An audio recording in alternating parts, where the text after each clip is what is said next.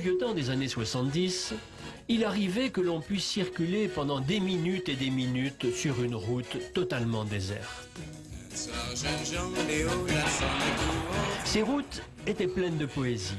Certaines étaient même tellement inspirées qu'elles s'enroulaient sur elles-mêmes comme si elles voulaient se regarder le nombril.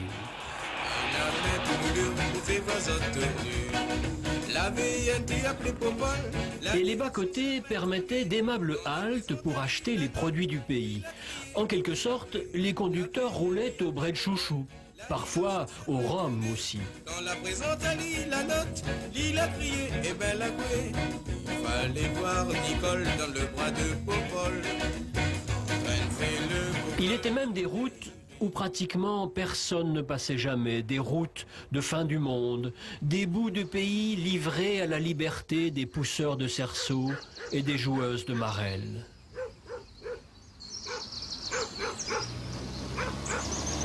Cependant, sur le littoral, le progrès était en route. Les ponts étroits allaient bientôt être remplacés par des ouvrages plus larges. Certains carrefours avaient encore un bel avenir, riche en embouteillages avant de devenir des ronds-points. Mais le grand chantier, celui qui allait changer le visage de l'île, faire exploser l'urbanisme à l'ouest, faire exploser aussi quelques voitures pour cause de vitesse enivrante, ce grand chantier était en route. Hier, nos rues ressemblaient à ceci. Et nos routes à cela. Ce qui permettait aux Réunionnais de se déplacer comme ceci ou comme cela.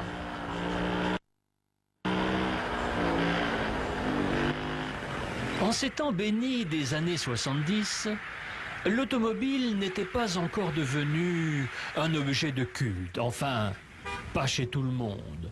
Parce que chez certains, c'est sûr, elle posait son homme, la belle DS-19. Le Bourbonnais ordinaire se contente, lui, de modèles moins clinquants. Avec mon femme Noémie, Sarah de jardin. Cette année, si j'agnon riche, Noémie balai passe son permis. Pourtant, le changement est en route.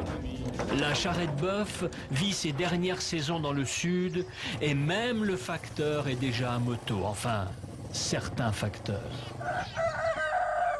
La bicyclette, transport du pauvre, va disparaître.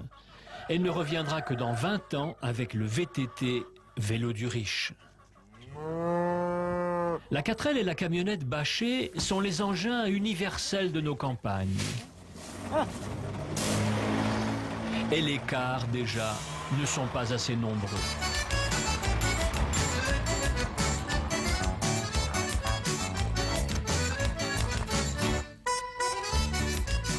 Les stations-service sont à peine plus grosses que les boutiques dont elles sont le complément et on y a parfois le bonheur d'être servi par une fille. Bref, c'est un bon temps où la route littorale n'est pas encore en canal bichique et où les jours de pluie, on peut encore prendre l'autorail. Le bon temps? Mais non! Regardez celui-là, comment il roule!